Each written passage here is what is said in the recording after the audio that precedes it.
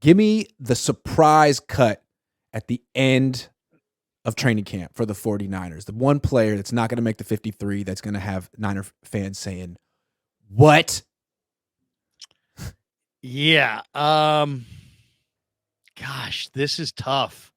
This is really tough because I think, it's not readily apparent.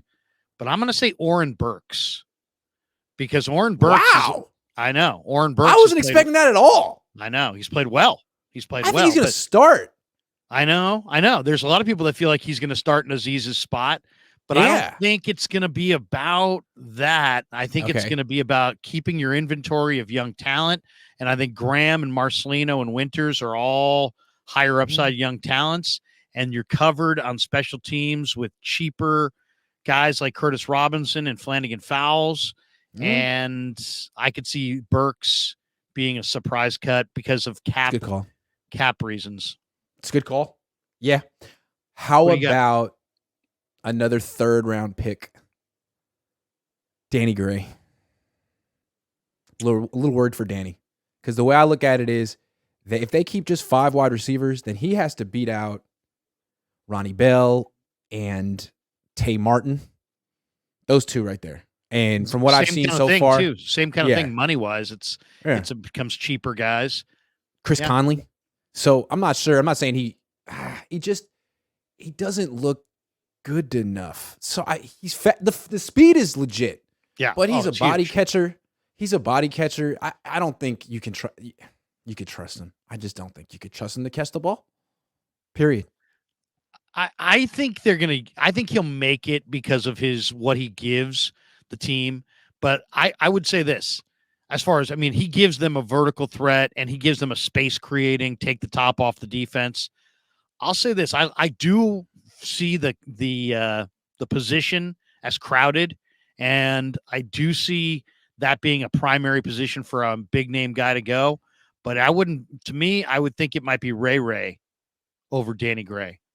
But I could see I think both those guys are going to have a really, really hard time making the team unless there's an injury or they trade Jawan Jennings, because, Jawan Jennings might be on that list too, just because, Jawan, there's guys here in Ronnie Bell and Tay Martin that theoretically could take Jawan's possession receiver role, and he's a free agent at the end of the year, and I don't think there's any chance they're going to sign him long-term. I think he's probably more coveted. He hasn't looked great in practice, but that to me means nothing. He's more of a game day guy than a practice player. He's not a practice player. He's a money player. He's like a Draymond Green kind of a guy. Who? Jawan. I think. But at the same time, his career drop percentage is like 12, which is way too high for a possession receiver. Yep. So at a certain point, he needs to cut that out. And the last minicamp day we were at, he dropped 2 passes that were right to him. It's like year 4 for him, man. Come on. It's obviously concentration. He makes really difficult catches. So make the easy ones, man. Just look the ball in your hands. You're 25, it's also about 26. Money. It's also about money because, Jawan makes a lot more money than Ronnie Bell and Tay Martin.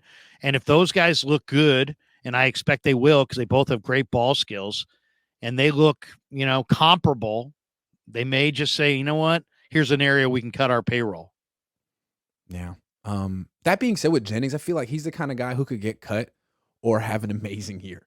He could just all of a sudden get it and stop dropping the ball and become one of the 49ers, not just their secret weapon, but someone who leads them in touchdown catches for a season. He could be that guy.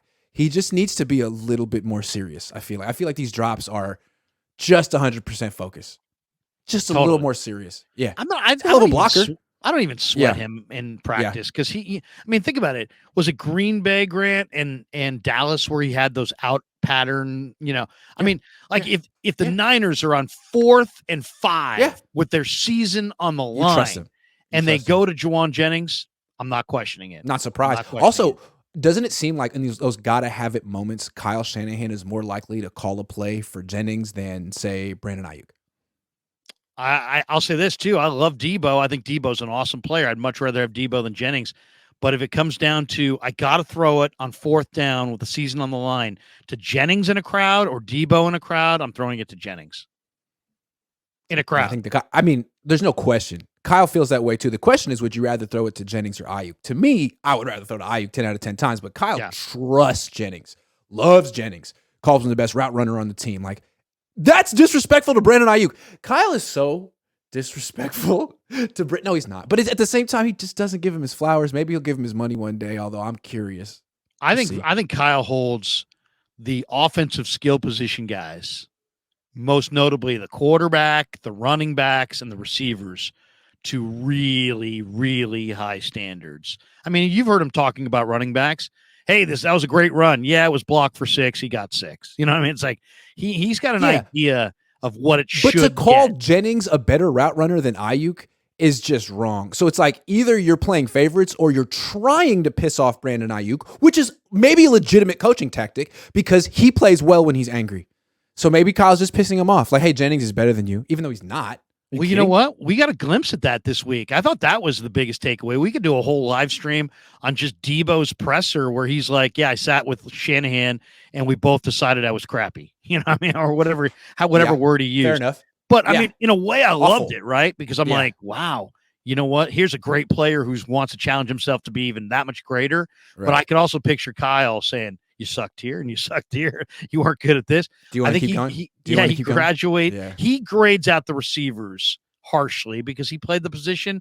He understands the nuances and he wants to make he's sure essentially that a the wide game's played receiver coach perfectly. by trade.